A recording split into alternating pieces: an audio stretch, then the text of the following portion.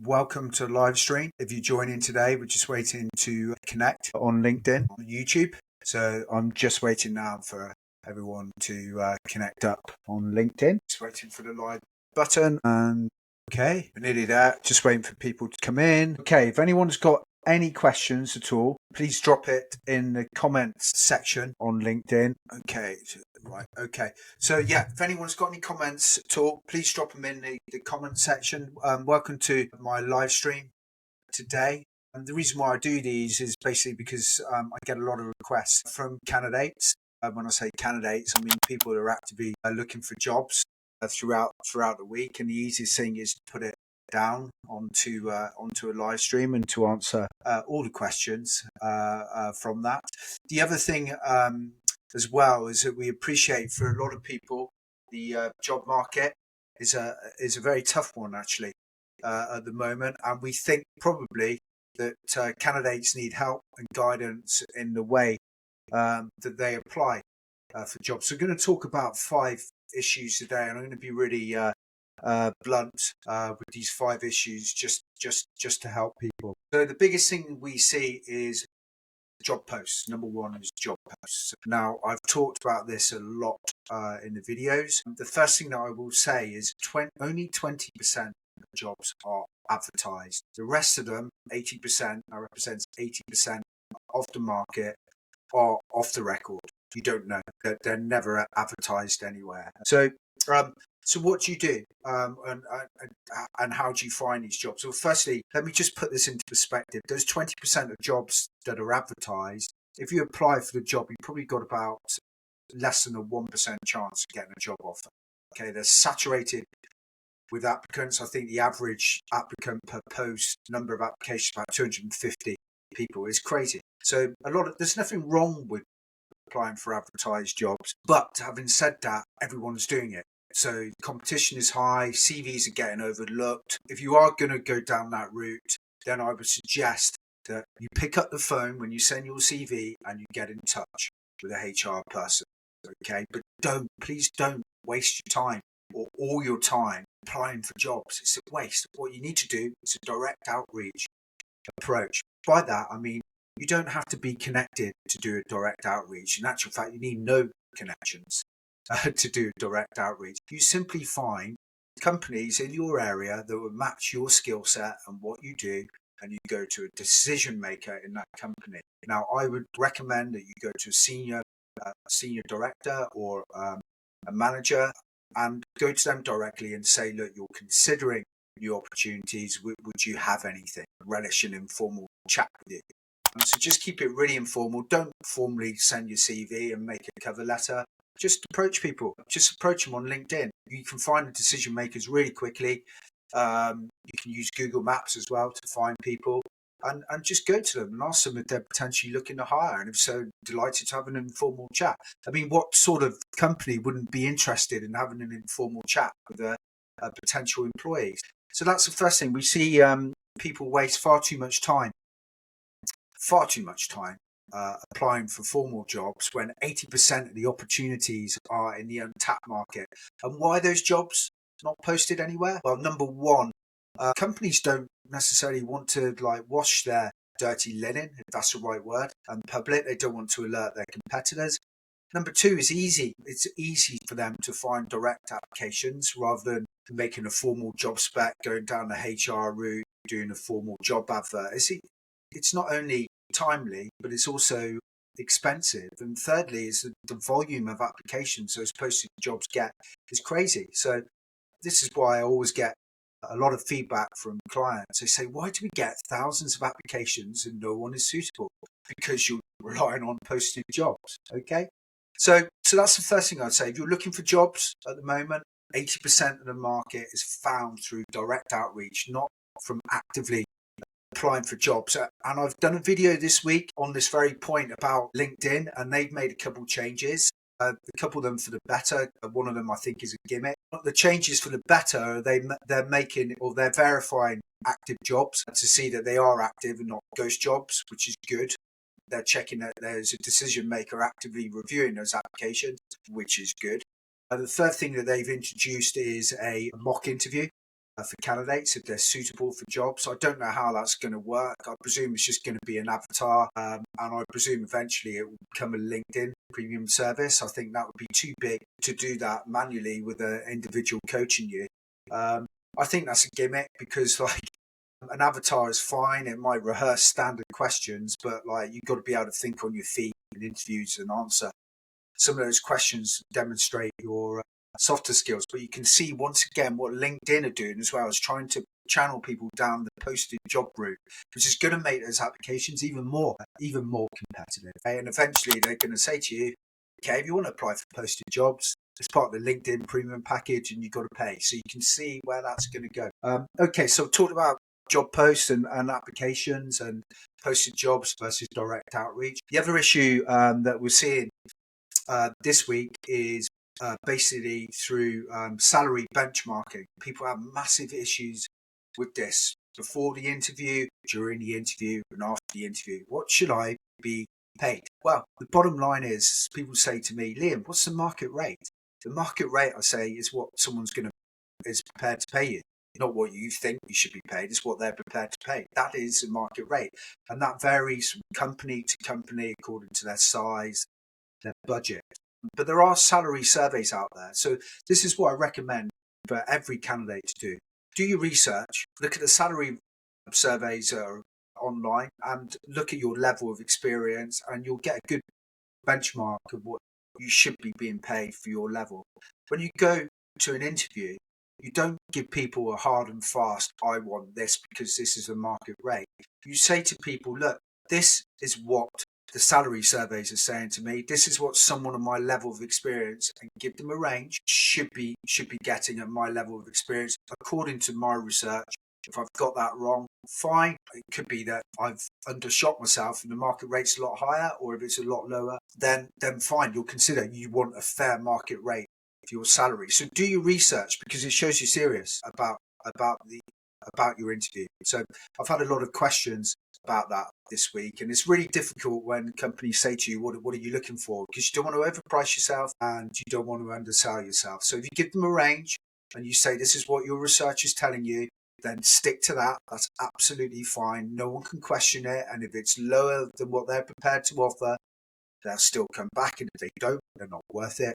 And if they're looking to pay more, then most of the international companies will have structured salaries. So the question I don't like is, what is your current salary? When we get asked that, I think is a really unfair question to ask any candidate, because if you're not being paid or you're being paid way below the market rate, it's very easy, particularly in some of the markets that I deal with, for people to exploit that, thinking that they can get someone cheaply and they're not prepared to pay the market rate. On the flip side, there could be someone that knows they're being overpaid for where they are, but they're being overpaid for a reason. Perhaps it's a toxic work environment, and that's what companies have to pay to keep someone on board. If they go in and say what their current salary is, it might be discounted, even though they would be prepared to move for less. So I think it's a really unfair question. Employers, if there's any HR people listening to this, please, you know exactly what your budget is for each and every role, yeah? So please declare it on job specs, because it's going to make your application process a lot easier as well. And it's the fairest thing to do. It's absolutely the fairest thing to do. The third point, LinkedIn bios, okay? Before you apply for any job, and this means now doing this before anything else, absolutely anything else, you need to get your LinkedIn bio right. Okay, so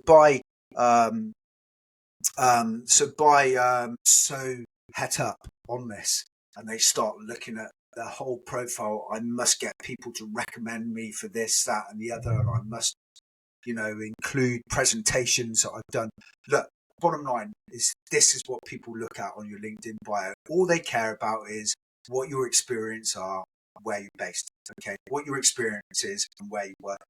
That's all they want to see, nothing else. So let me give you a hard example. As a recruiter, if I'm looking for a corporate M&A lawyer in Riyadh, this is who's Arabic speaking, we use something called Boolean searches, and all I'm looking for LinkedIn bios is profiles that have the word corporate M&A in, have the word Arabic in, perhaps in the languages, and have the word Saudi, or I will search under the geographical location of Saudi. Here's your tip. If you're in Saudi and you're looking for a corporate legal job, corporate M&A job, make sure you've got on your profile that you do corporate M&A somewhere. Make sure under language skills you've got Arabic, if you speak Arabic. Make sure you put your geographical location in, because you'll get missed otherwise. Okay, make sure your current firm is clear on your CV, and perhaps 3 or 4 bullet points of what you do. That's all people look at. That's all they're interested in. So don't waste your time worrying about stuff. Just get that bit right, and you're like 98% of the way there. Now, here's a tip. If you want to, say if you're in the UK, for example, and you're looking to relocate to the Middle East, how would I find you? Okay, so I would obviously search. Say I'm looking in Oman for a corporate lawyer. I would search for a corporate lawyer under keywords, and then lawyers that are in Oman. But I'll also search for lawyers who've got Oman somewhere in their profile. So perhaps you need to put in, yeah, I enjoy traveling, particularly the Middle East, Oman, and you list the countries, and you'll get picked up. There's a way of including those countries in your LinkedIn bio. So yeah, just all it is get your experience on, your keywords, so people can find you. I've done loads of LinkedIn. I've done a couple actually YouTube videos on this about how to draft your LinkedIn profile, but have a look at them, because they will help you. It's the most important thing at the moment, other than actually preparing for an interview. Getting your LinkedIn bio is more important than actually doing your CV. You might not believe me, but it's what I'm seeing.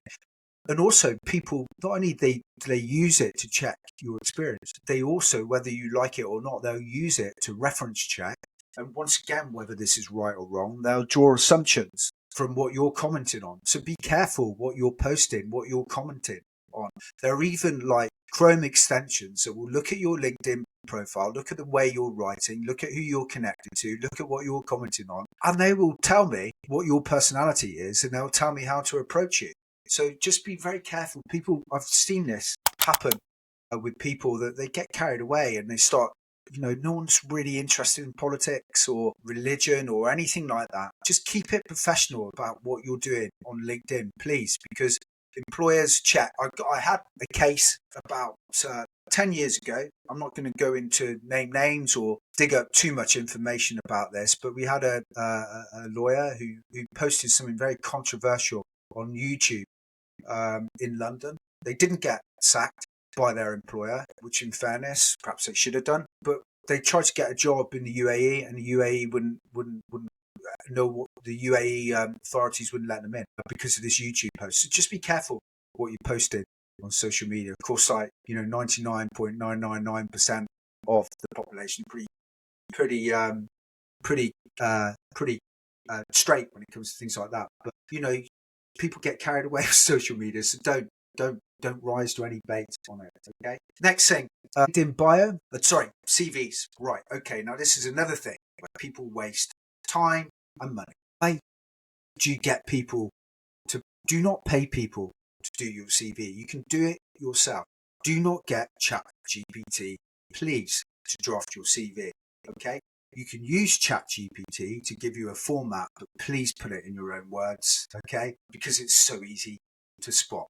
All people care about on your CV is, number one, they want to know your education and your qualifications, like where you went to university, what qualifications you got, the year that you qualified, you're a lawyer. Number two, where you work, where are you actually working at the moment, where you're based. Number three, what you actually do, your key experience, and they might want to see a personal statement on it. So I call it like the 6-second rule. Like an employer will look at your CV in 6 seconds, and they'll just make a decision. And if it doesn't pass that test, in the bin. And if it does, they'll shortlist it, and they'll look further at your CV. You only need 2 or 3 pages, small personal statement, education and qualification, where you work with your experience. And by where you work, I don't mean when I say experience, I mean actually technical experience, which relates to the job, not what you've achieved.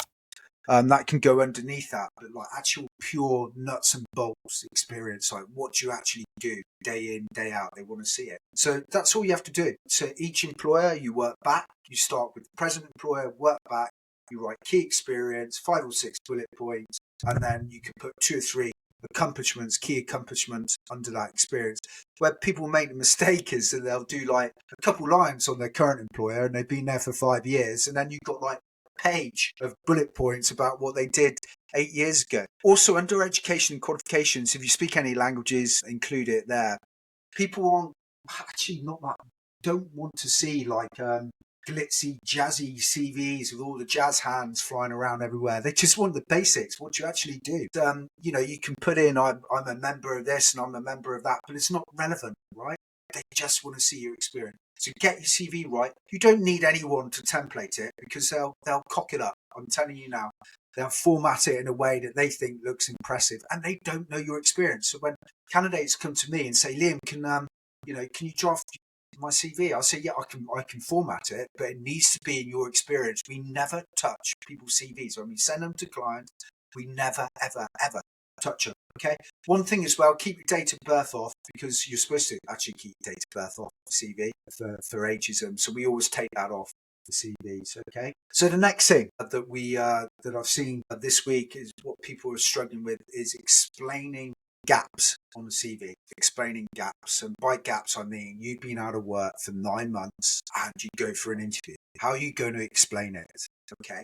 I think people worry too much about this. I understand why they worry, but let me just tell you, it's I can't remember the stat off my head, but it's over 70% of candidates now have gaps on the CV. Okay? It's a common thing. And the other research, I can't remember the stats in one of my videos I did this last week, basically says that employers don't care about gaps on the CV. But what is important is how you explain that gap. So they're looking for, like, if you go for an interview and say, they do think, particularly say conservative profession like the legal industry, for example, they do see gaps on the CVs as potentially a bit strange. They'll say, that's risky. Why have they left a job without having another job? Kind of, you don't say it to them, but in my mind I'm thinking, look mate, shit happens. Shit happens.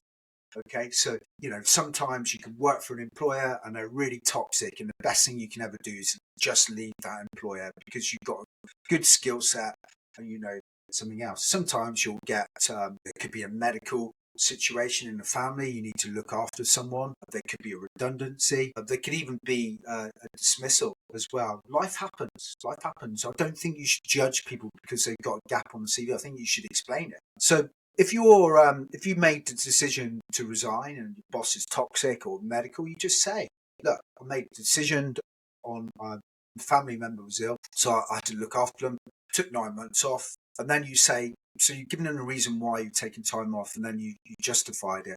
But you can then say what you've learned. During that 9 months, I did X, Y, and Z. I learned about leadership, or I did courses on languages, whatever. But I used that time to develop. And now I'm here now, ready to bring this new skill set fresh and ready to go. And you can say that if you resigned, you took time out just to reflect on where you want to be, and you did that, and you also learned about leadership or management, and you're here now ready to attack the next role. And this is this company's right for me.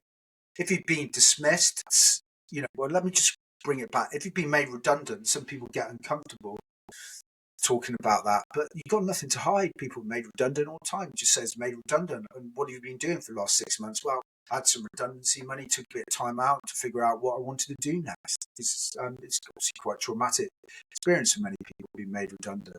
Okay, now let's talk about two real difficult issues about explaining gaps on your CV: being dismissed or working for a toxic employer. Let's start with a toxic employer. And I've had many conversations with candidates about this, and they say, oh, I can't be negative about my previous employer. Yes, you can. Yes, you can. Loyalty starts to yourself first. So you don't have to, over talk it, but you just have to say, look, it was a toxic working environment. It wasn't good for me. I made the decision, I had a good skill set, made the decision to resign, to reflect on what I wanted to do. And during that time, I learned some other skills. That's how you deal with it. Okay. You don't have to completely slate the previous employee. You don't have to slate the previous employee. Just state the fact it was toxic. When it comes to dismissal, well, I'm afraid there isn't that much you can do about that, apart from if you are going to be dismissed, make sure it's a resignation rather than a dismissal. Most employers will give you an opportunity, I think, to resign. But if you've done something dishonest, hands up. I messed up, screwed up. That's it. I want to start again. I need the opportunity.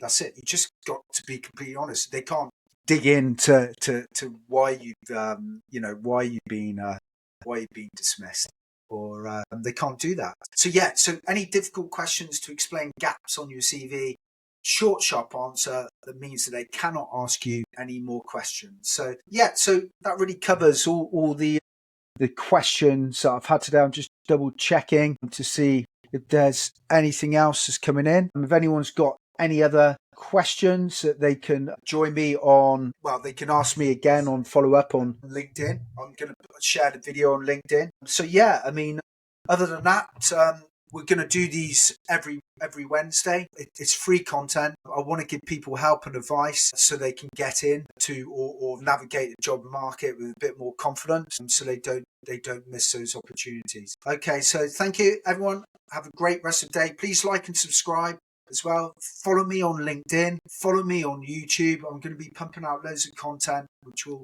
will help people. Thank you.